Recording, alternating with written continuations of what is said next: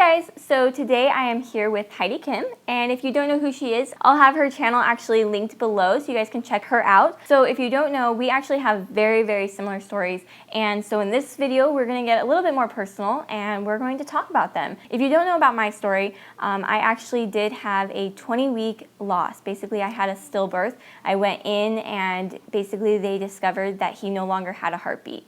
And after that happened, we started our channel and we've been sharing it, and actually that's how I met Heidi, is we met through YouTube and basically by sharing our own stories. She has been such a huge inspiration for me through my loss and through my pregnancy. So we're gonna learn a little bit more about her. So Heidi, do you wanna go ahead and share a little bit about your story?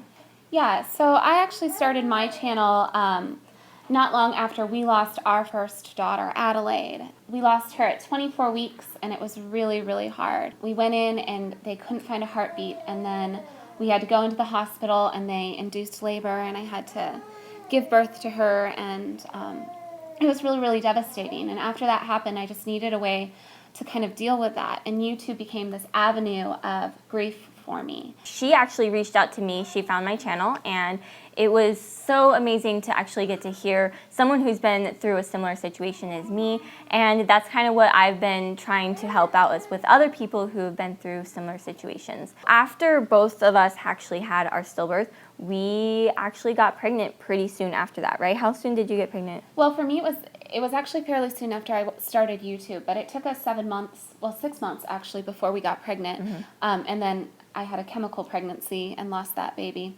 And then the month after that is when I got pregnant with the baby that we now have, little Roslyn. We actually both were pregnant a lot during the same time. She was actually about 4 or 5 months ahead of me, and so we were able to experience a little bit of the same things while being pregnant. And like I said, I watched a ton of her videos, and she really was an inspiration because she was ahead of me, so I always was able to watch her and kind of see what she was going through, which was similar to my story. I think that we get a lot of questions regarding how do we cope with our pregnancy after a loss? What were the ways that got us through it? And I think for me, big thing for me was that I just had faith in God. I just honestly prayed every single day that he would just allow this baby to live, and that he would be my forever baby, and that he would just keep his heart beating.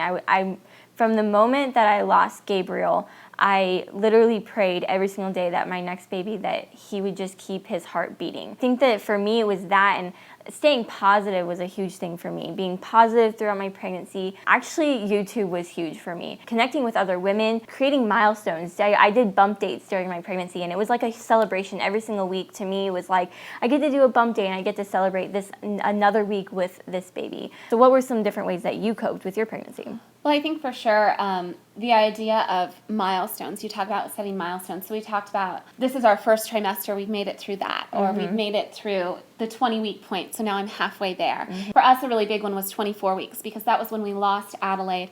And also at that point, I felt like if she was born today, she'd have a chance. Exactly. Because that's, and those little moments that you look forward to each time. And for us, a really big thing was the realization that we might not have her. We might not get tomorrow with her. And so knowing that I'm pregnant today and I have these moments with her, I want to celebrate that. I know for like a lot of people, we get scared and we decide, I'm going to try and just act like I'm not pregnant or not think about it.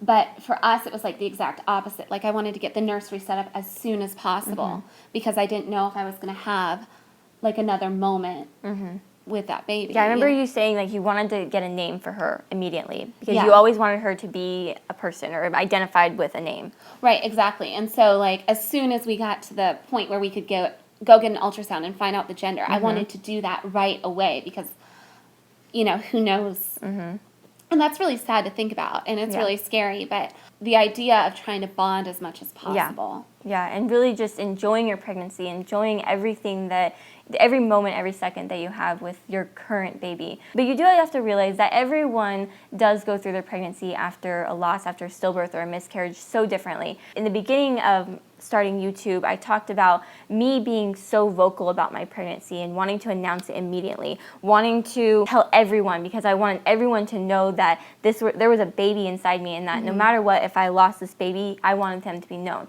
But for others, it might be more private. They might want to keep it more secret or keep it more privately so that if they were to lose their pregnancy, that they would be able to grieve with it more privately. There's no right or wrong way to experience it. And even between you and I, we coped with things differently. For me, after my stillbirth, I did choose to share it very, very publicly. Obviously, I went onto YouTube and I shared my story. And I think the reason is because I honestly wanted there to be a reason or a purpose for what happened. I wanted something positive to come out of Gabriel's death. And I think that the positivity was that I was able to reach so many other women and help those women who have also experienced stillbirth. I think that although I went public with my story, I am a little bit more private about how I deal with my loss. I don't tend to talk about Gabriel a lot. I tend to just keep it more personal. I think part of the reason is, especially now, is that my channel is a much larger channel at this point, and I have a lot of different feelings and a lot of different people that watch me, and it's very difficult to express how I feel without either offending someone or hurting their feelings and how they coped with their loss. Heidi, the way she grieves is so much different than me. So how do you grieve? Well, I definitely talk about it a lot more. And I think even within the same pregnancy or the same situation, different people experience it differently. So my husband deals with it a lot more similarly to you. It's a lot more private for Ken, and it's not something that he talks about quite as openly. And for me, it's something that I talk about quite often. It's a little bit of a struggle sometimes because I almost feel like I'm making people uncomfortable, especially when I meet new people. You know, I want to make sure that they know my story and they know where I've come from. Yeah. And I know that it can be kind of awkward, but for me, just like talking about it and expressing it has been something that has really kind of helped me move through the whole experience. Yeah. And I definitely agree with you that YouTube and coming up with a purpose and that sort of thing is something that totally was relevant and was helpful. I just struggle a little bit with that, you know, because I struggle with the idea that the reason why she died is because of YouTube or something like that. Yeah, I think I totally understand what you're saying. And that's why I also, when I say that I wanted there to be a reason, I think that for some people are like, why does there have to be a reason? There's no reason why it happened. Something for me that always frustrated me when people would talk about why it happened is they would say, God just wanted another angel. And that always really bothered me. It's like, so God just took my baby, you know? Yeah, it really makes God seem really arbitrary and random, and it's almost like, well, why did I have to become pregnant in the first place? But for some people, that's an amazing thought for them. For me, the reason being was so that I could help someone. Right. But it's at the same time, it's like, why did I have to go through that? Right, and I certainly think that a lot of good has come from your channel and from Gabriel. But I think still, from both of our channels, Yeah. honestly, she's helped me so much, and I know she has helped so many other people too. And I don't think that it has anything to do with the size of your channel and how many people you helped, you know? I mean, if you help one person, I think that it just brings so much happiness to you, and it makes you really just feel like, for me, it just made me feel like, okay, you know, I can do this. Another thing that helped me grieve was that I wanted to be positive. And how do you be positive when you've gone through something like this?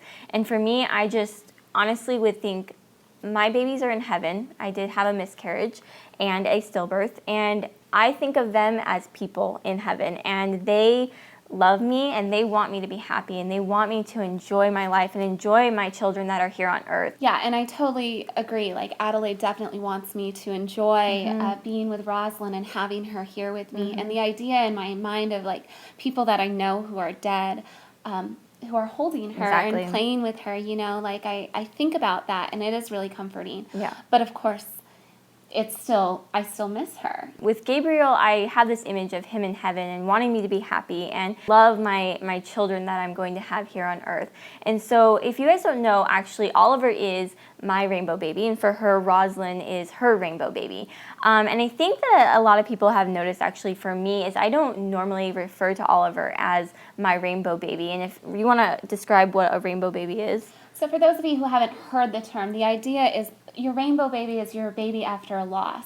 So after a stillbirth or a miscarriage or a neonatal death or whatever, you lose your baby and it's like that's the storm, and then the rainbow is the beauty that comes after the storm. And so in our case, Oliver and Rosalind would be the beauty that comes after the loss of our children. A rainbow baby is such a beautiful term and something that a lot of people really, really identify with.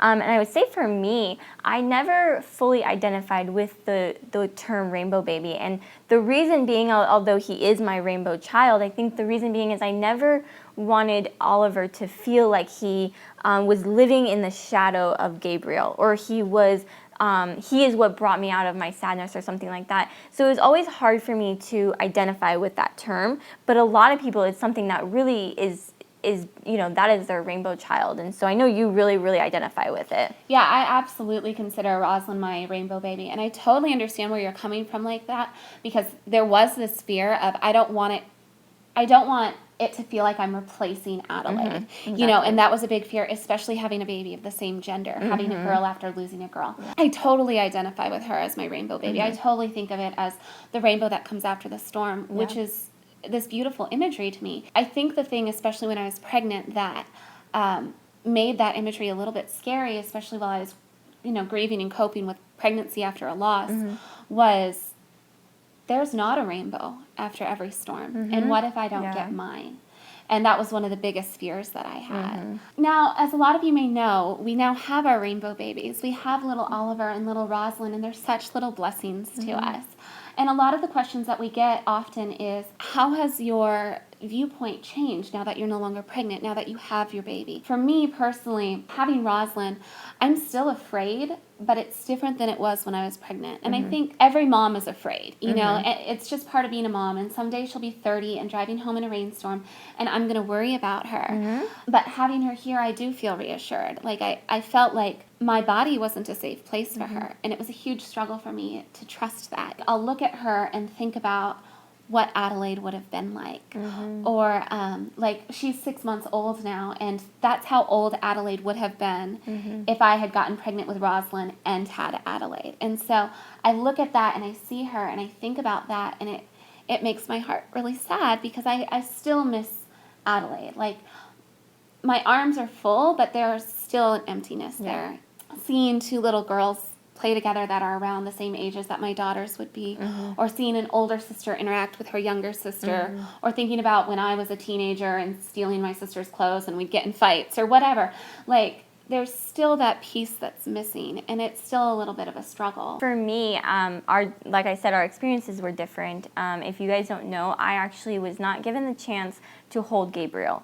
So in ways, basically my loss sometimes doesn't feel as real. Because I didn't ever get to see him, it does leave more to the imagination. And so now, seeing Oliver, it has made my losses much more real. Basically, it's like now, wow, I lost one of these. I lost a boy like this. And so it definitely, I remember right after I had him, just thinking like, it's so much more real now. This is what I lost. And I remember as soon as you had Rosalind, I remember the first words that you said were like, she's breathing. Yeah, actually, I wrote it in my birth plan that I wanted them to say she's breathing. But one of the first things I said to her, and unfortunately in the video you can't hear it because I whispered it so quietly to Ken, but one of the first things I said is just, she's alive. Yes, I remember I heard that. She came out and she was crying, and you do all the things that normal moms do, but I also